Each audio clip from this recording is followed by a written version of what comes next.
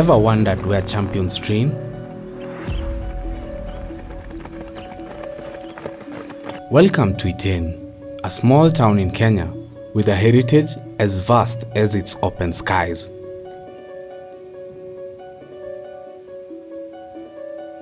This is the place where dreams are forged and champions are made. Take a moment to savor these images. We've never seen anybody win 3 in a row, and now we have. We've never ever seen anything like that. Faith Kipyegon has just destroyed a world-class field. Deep in the heart of Kenya's Rift Valley lies Iten, a small town with a giant reputation. Nicknamed the home of champions, Iten has become a breeding ground for some of the world's greatest distant runners. Kenya recently topped African nations and ranked second globally in athletics at the Olympics. A testament to the extraordinary talent emerging from this unassuming town.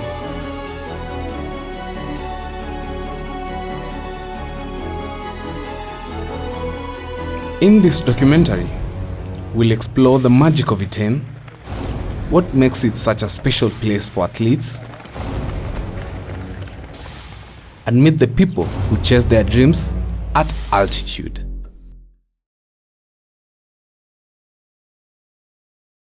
Our journey begins in Eldoret, the city of champions, and takes us through the beautiful Kenya's countryside to Iten, a town known for its world-class athletes.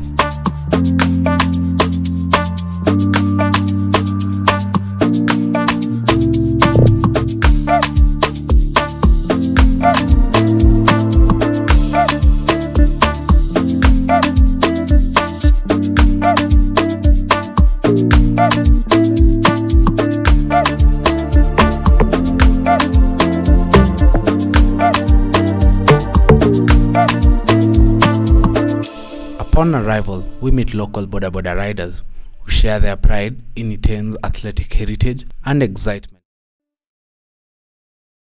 Train in Iten, live in Iten, that's a gold medal.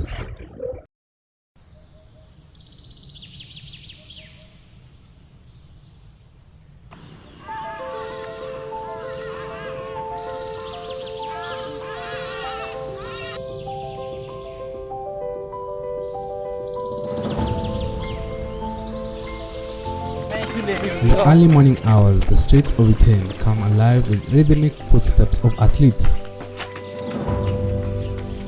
Here, the altitude and community spirits create the perfect environment for training.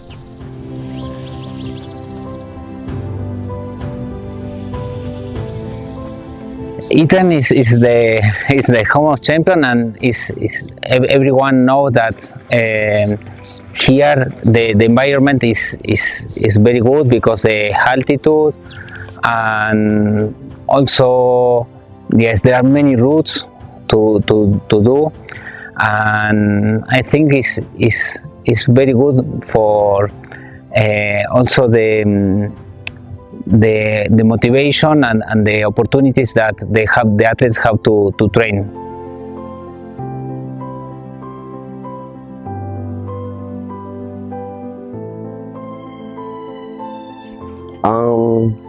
First, my dad, he had took me here over the summer, and I wanted to get some actual training, so I just decided to come here. And his friend is Kenyan, so he wanted me to come and meet him and train. My dad is an athlete.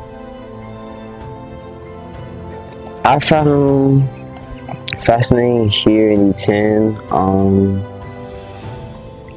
Some of the houses are different from the US, and altitude, of course.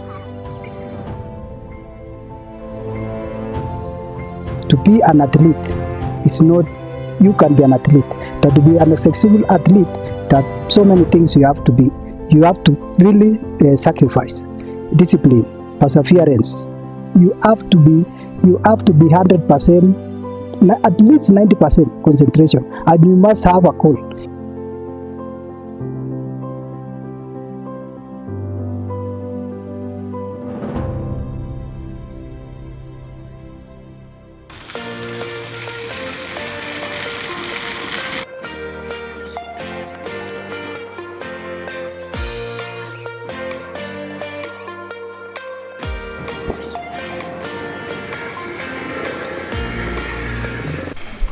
the heart of Iten lies its vibrant market,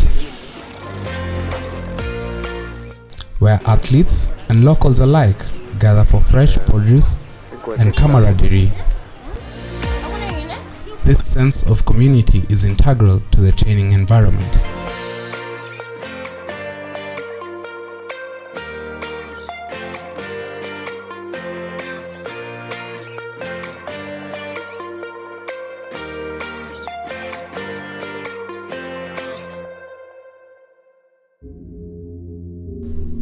Kenya has produced more world-class middle and long-distance runners than any other country, and their dominance all somehow leads back to one man, Brother Colm O'Connell.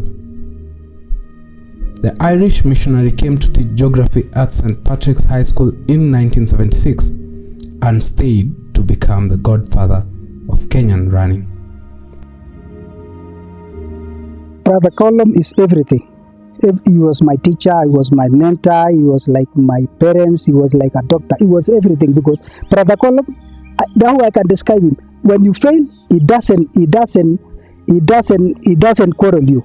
He will encourage you that even if you fail, he will still give you a chance that you will succeed another time.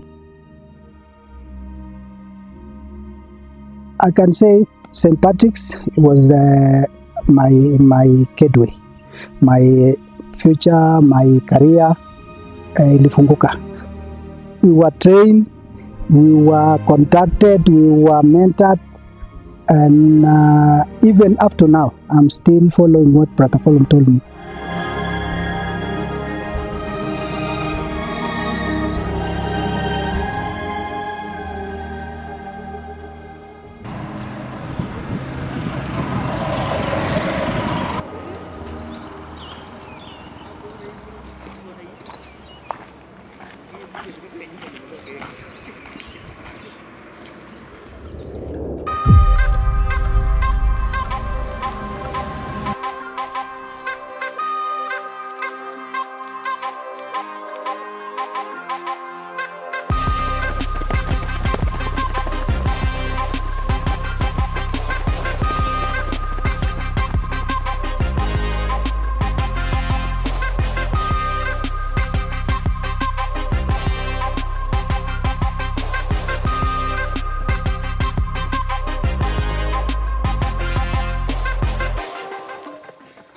Training in Iten is about more than just physical endurance.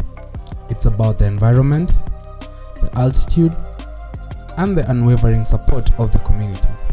Despite the challenges, including the stalled renovation of Camarine Stadium,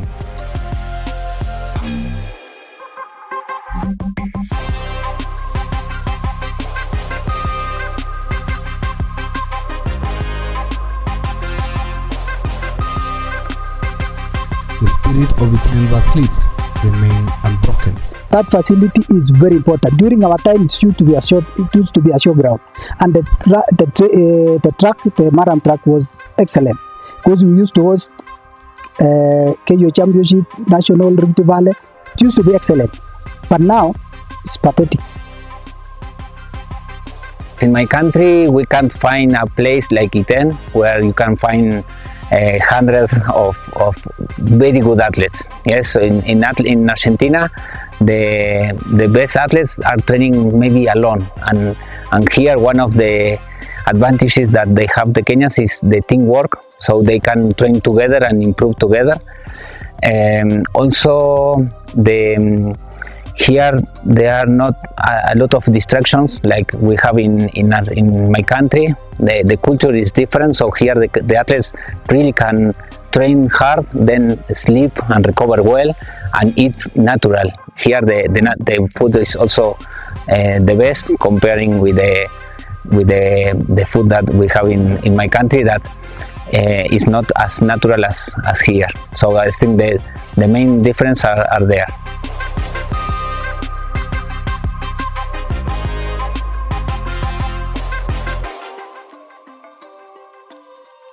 For me, it come to here to Kenya. It was like a dream, because I always follow the Kenyans. So for me it's my passion, so I follow that. And yes, I think the benefits of training with Kenyans is that they really know what they want, and they train hard for make their dreams happen. So I think it's about this, is to train with people who really want to work hard to reach their dreams.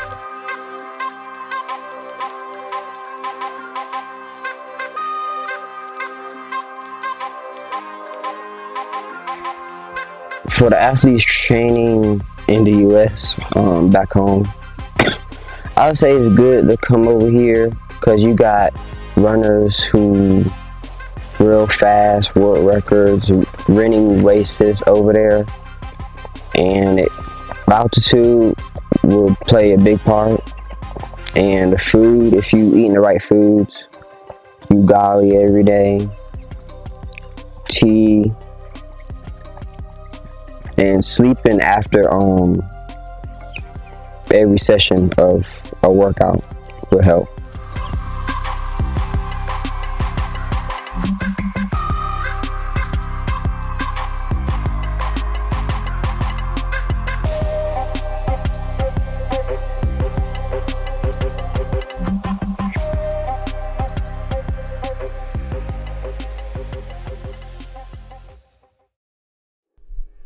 Olympic gold medalist Mathew Birir's story is one of resilience and dedication.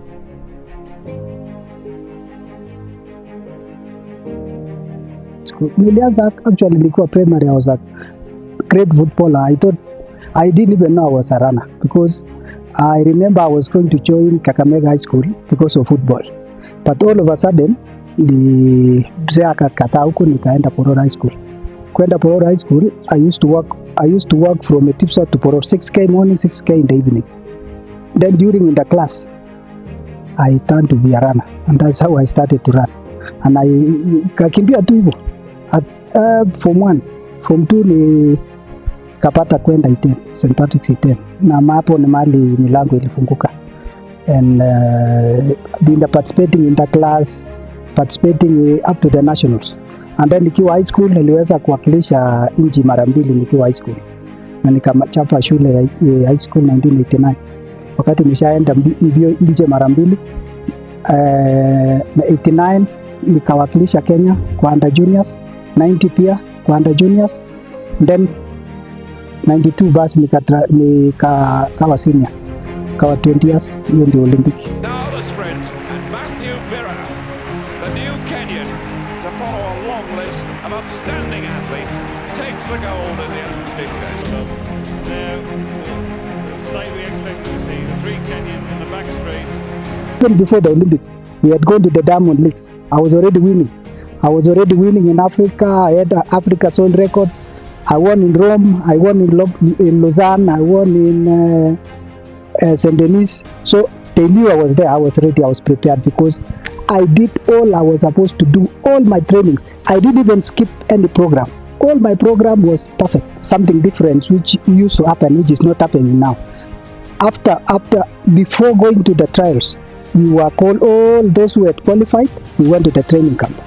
Then we went to the trials, and then we went to the training camps, then we went to Olympics. This time round, they're only taking you to the trials, then you go to the Olympics, to the championship. So there's part which is missing. You know, to build a team tactics, you have, and athletes have to train them together for some time. But for me, because I had Patrick Sang and Mutual, we had about 3 months preparation, and we are all training together, doing all kind of training.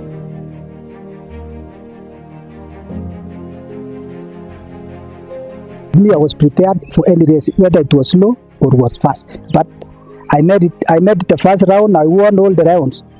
But going to the finals, I knew, because I had my own tactics. The two last laps for me was I was used to make it very fast, and that's it applied. But I had an accident in the finals, because in the second lap, I think there's an athlete from Algeria stepped on my foot. Then my spikes was torn. So it was flapping for 5 laps. So I was running with one spikes, and in the finals, and I was bleeding. After that I was on crutches for 3 days. I could not even pick food because it was a serious accident. I bleeded all night. You know that 2 or 3 things you get when you represent your country. First, you build your name. There's a monetary gain, you know, and also you have to feel, because you know when you win, you make the whole world to stand and national anthem is played, you know.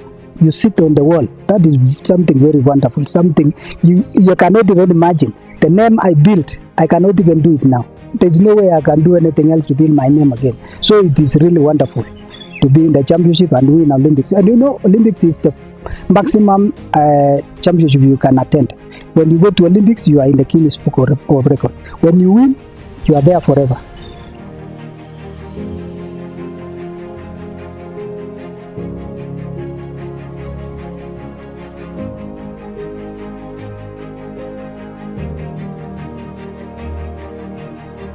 There's this aspect of investment. You know, you've made money because we are being in this, how they brand at least, that you run from rags to riches and then you slide back to rags. That is the most painful thing. But being an Olympic champion, you made money, and then at some point you cannot even raise 100 shillings. You are begging. That is something which I discourage. And you know, once you make money, you get the wealthy shock. You see, look for an athlete who was in high school or a primary school, to all of a sudden a millionaire without a professional counseling, a professional advice. They do crazy stuff, you know. So it's easy to lose money. You make money and you lose money, and those are the lessons. Okay, I cannot say we've not made any mistakes. I've made several mistakes, but at least it was minimal. And that's why I've been able to sustain myself up to now. I'm in business. I'm doing 1 and 2, and I thank God for that. Yes, because of my coach, Brother Colm. Because he told me there's a time where you'll not be running, and that what your money is worth is going to matter at that point. During our time, the rules were very tough.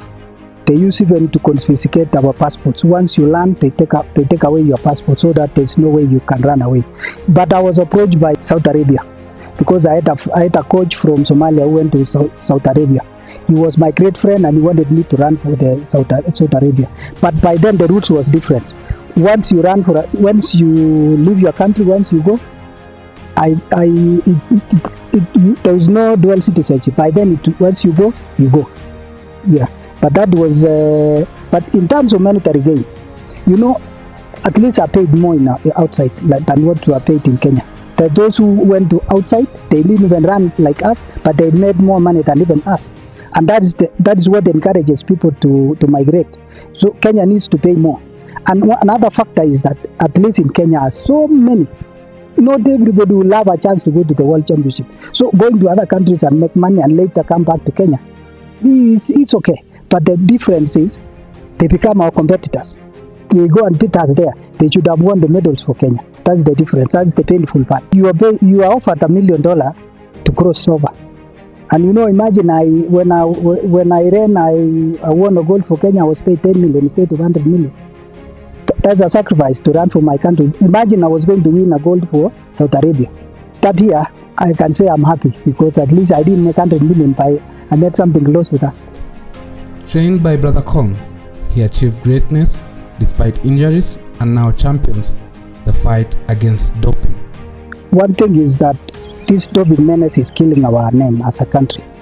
And as an individual, once you are banned 1 or twice, you lose. They ban you forever. So it's better you run without inducement. So if we succeeded without doping, why not those who are still running now? They need to run with their fresh blood because it is possible. Once you know what you do, you know the programs, and you know it is painful. If you are ready, you have to endure the pain. And once you endure the pain, you know, when you train hard, you endure pain, competition is so easy. And that's what I've been saying. And whenever I come across doping discussion, I always tell athletes, if you want to be an athlete, stop doping. If you want to dope, get out of running because we want fair game. What is not happening now is that they are going for the athletes. What about the dispenser? What about they are not putting people to we have people who can secretly get to know who is dispensing those drugs. The rules. If the rule says once you are caught, you are also banned, and you also need to be prosecuted like in the US. The journey of an athlete is fraught with challenges, from injuries to financial struggles. Yet, the dream of representing Kenya on the world stage keeps them going. Their stories are a testament to the power of determination and self-belief. Ruben Kipto-Rono, a road race athlete, shares his journey. Despite numerous challenges, his spirit remains unbroken. His dream is to run for Kenya in the Olympics. Find talent yangu nilikuwa class 3. Tulikuwa nakimbianga mambo ya PE, kafika mahali tukaanza interclasses. Hivyo ikaendelea hadi nikafika kaanza compete hasa kwa my primary school games ni level. On Tuesday tunapanga mahali sana. Kwa mimi napanga hapa 4:50. Nilipange pole ndio nifike huko right on time juu tunatakananga tufike 5:20 alafu tuna left 5:30. So hapo ndio kuna kuanga na nini, mtu na bidii yake. Tumekuwa na session ya 15k which is tulikuwa tunafanya 1k on 1k off slow. So 1k tulikuwa tuna kimbia na high speed ya 250 per kilometer. Second k tuna recover na 320 per kilometer. Tuna alternate hivyo. Asa after tukamaliza hiyo tunamaliza tuna cool down kidogo, kisha tuna change, tunapanda gari na tunakuja. Kisha fika hapa natayarisha breakfast. After breakfast nafaa ni take rest like 1 hour, then nirudi ku prepare my lunch, alafu niende session ya jioni na kuanga 3:20. 2022 hiyo December nikapata nini, kafanya trial na kuenda Switzerland. Kafanya trial ambayo ilikuwa 10k Moiben, nikakimbia nikakuwa number 2, nikapata chance ya kuenda huko. Although at first time niko huko nilikuwa na challenge mingi, so siku manage perform well. Nilikuwa na injury, pia adaptation of environment ilikuwa challenge sana kubwa kwangu. So hiyo mwaka siku perform nzuri. Then nikarudi nikakaa chini nikajiambia siwezi lose hope. Nikafocus hiyo 2023, nikakimbia nikafanya mazoezi yangu kabisa kwa bidii. Nikapata tena another chance ya kukimbia trials. Nikakuwa number 2, nikaenda. Na apart from me nimekuwa nikimbia nikiattend Kenyan races. Kwa sasa nimeanza kufocus na mambo na scholarship, nikikimbia na train for commercials. So plan yangu ni in future nataka nikimbie nikuwe professional athlete like Eliud Kipchoge, the late Kelvin Kiptum. So but for now nataka nifocus na mambo na track kwanza na road race, then hivyo nda graduate hadi nikimbie full marathon.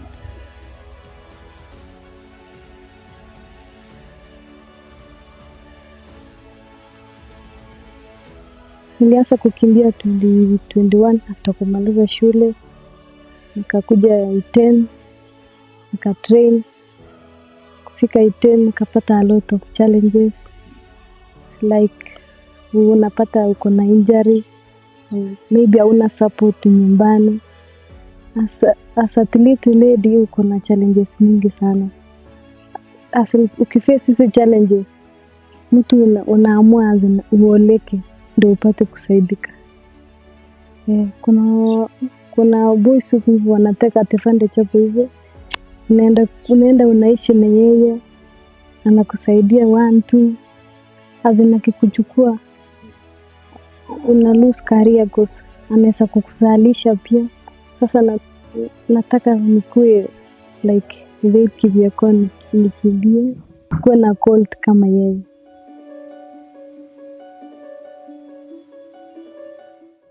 Iten, the home of champions, is more than just a training ground. It's a community that nurtures dreams and builds champions.